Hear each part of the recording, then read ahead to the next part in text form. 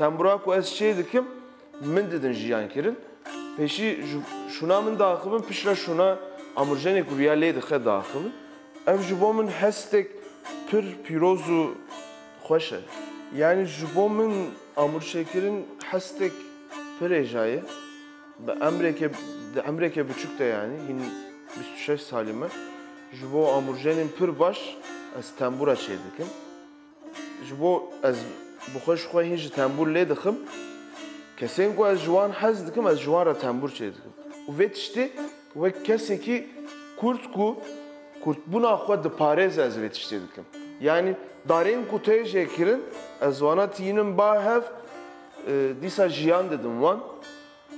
Dikevin destê amûrjenên pir baş û ew dar peşî wek yani şûna min daxive ji ber ku tembûra ku ez çê dikim min didin jiyan kirin.